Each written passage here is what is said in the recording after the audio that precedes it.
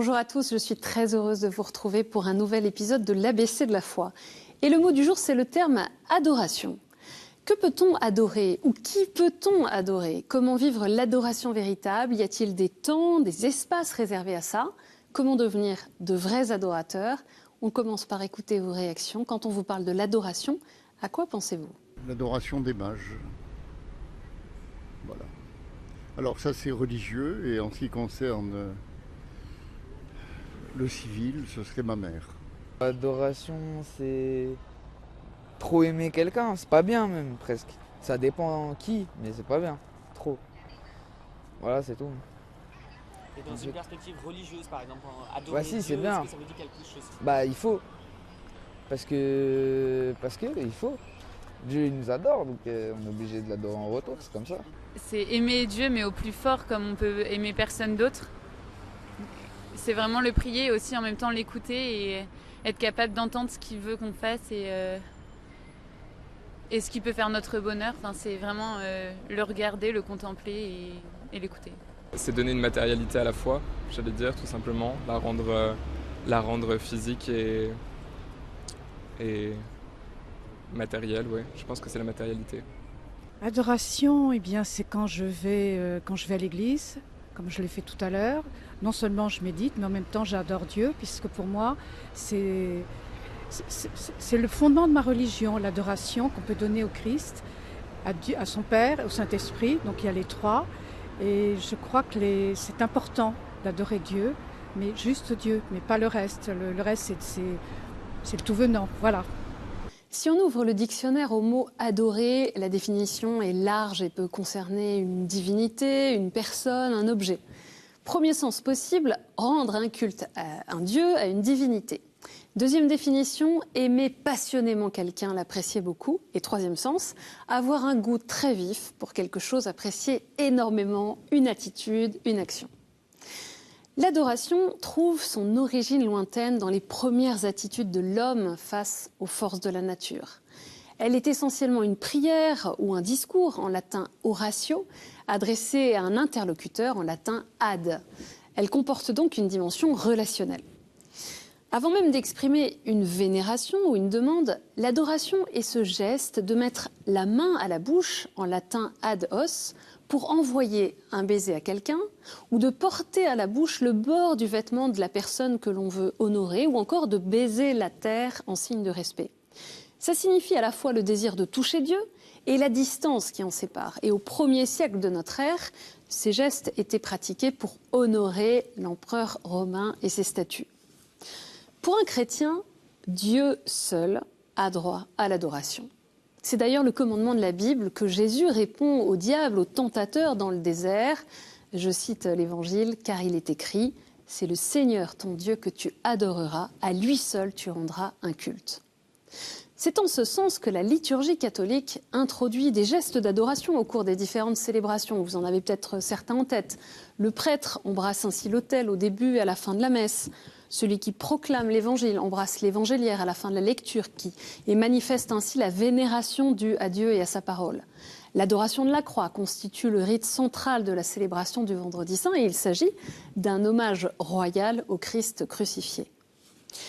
Dans un sens plus large, l'adoration est tout acte visant le culte rendu à Dieu, mais le plus souvent, c'est le Saint-Sacrement qui est l'objet de l'adoration exprimée par la génuflexion ou l'agenouillement, ou bien encore le fait de se prosterner.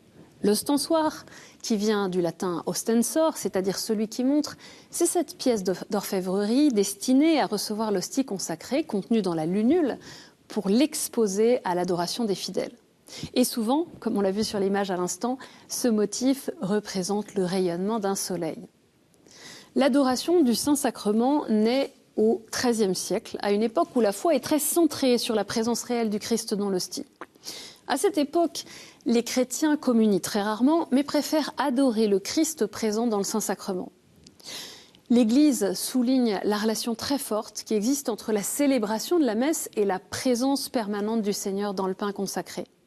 Il y a d'ailleurs une fête liturgique spéciale, la solennité du corps et du sang du Christ, pour commémorer la présence de Jésus-Christ dans le sacrement de l'Eucharistie.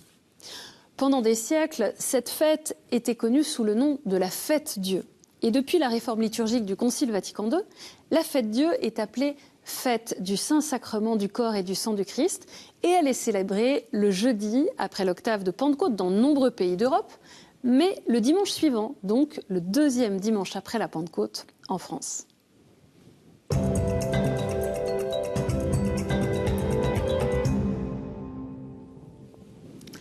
Nous allons reparler de l'adoration eucharistique et de la foi chrétienne dans la présence réelle du Christ dans l'hostie consacrée.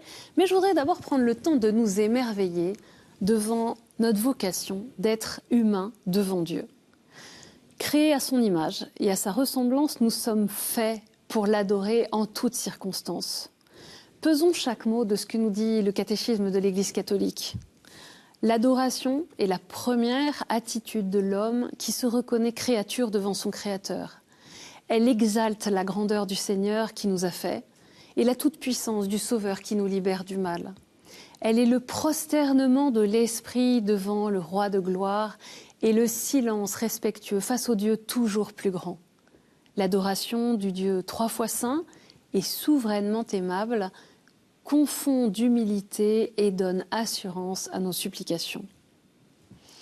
Adorer Dieu, c'est le reconnaître comme Dieu, comme le Créateur et le Sauveur, le Seigneur et le Maître de tout ce qui existe, l'amour infini et miséricordieux.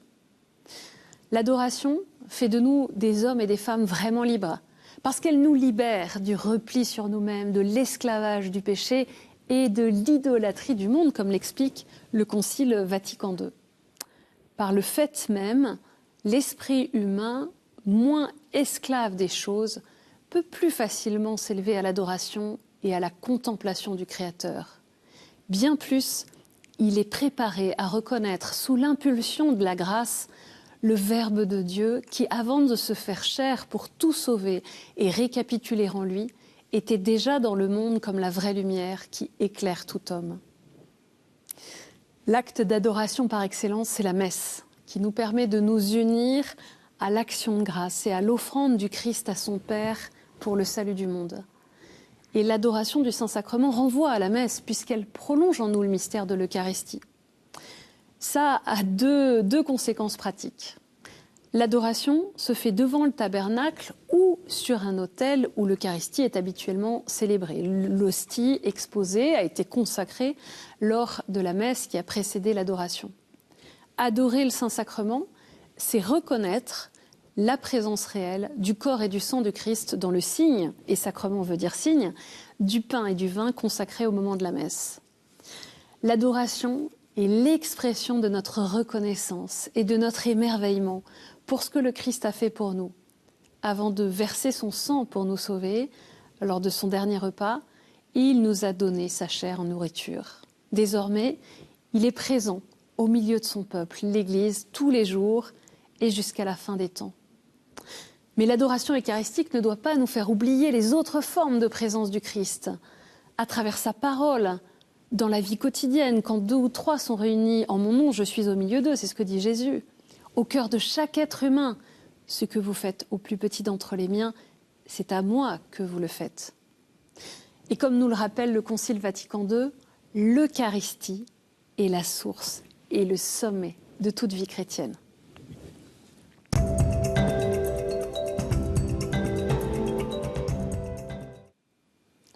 Essayons de prendre le temps de réfléchir à la façon de vivre davantage cette prière d'adoration.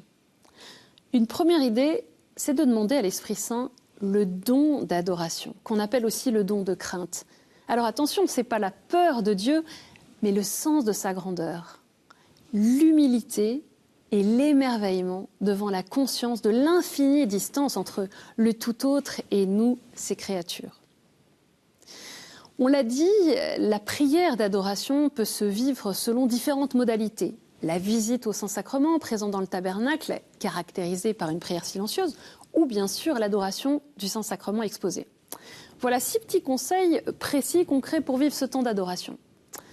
Se réjouir, d'abord, d'être en présence du Christ.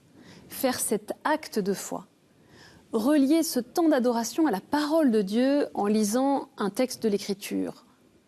S'offrir à Dieu dans la confiance avec tout ce qu'on est, ses peines, ses faiblesses, ses fautes, ses soucis, ses questions. lui demander la force de son esprit et tout ce qu'on a besoin pour suivre le Christ et mettre notre vie au service des autres. Prier pour tous ceux que nous connaissons ou qui nous entourent. Ouvrir sa prière à l'Église tout entière et au monde. Et puis surtout, dernier conseil, ne pas s'inquiéter des distractions pour revenir sans cesse avec foi à la présence réelle du Christ qui est là et qui nous transforme dans le silence. Et on peut redire sans cesse « Seigneur Jésus, je le crois, tu es là et je t'adore ». Et puis évidemment, il est bon de prendre un vrai temps de prière devant le Saint-Sacrement, un temps régulier, gratuit, en notant ce rendez-vous dans notre agenda. L'adoration eucharistique, elle est d'une certaine façon à double sens. Le Christ s'expose à notre regard et à notre prière, et il nous invite aussi en retour à nous exposer nous-mêmes à son regard. Vivre ainsi ce temps de prière si simple, en présence du Christ dans nos vies parfois surchargées, c'est remettre Dieu à la première place et le laisser transformer peu à peu nos vies, nos âmes, nos cœurs en communion avec le monde entier.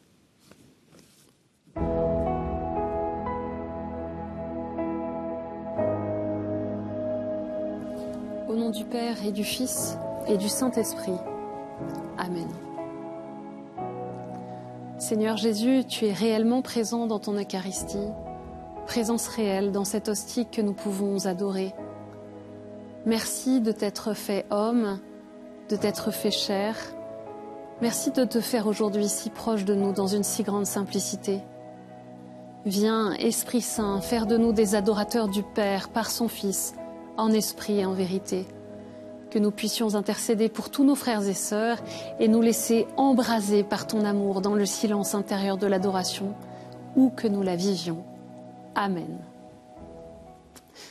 C'est la fin de cet ABC de la foi sur l'adoration. L'émission est à revoir sur notre site internet ktotv.com où vous pouvez aussi la retrouver en podcast audio. Merci pour votre fidélité.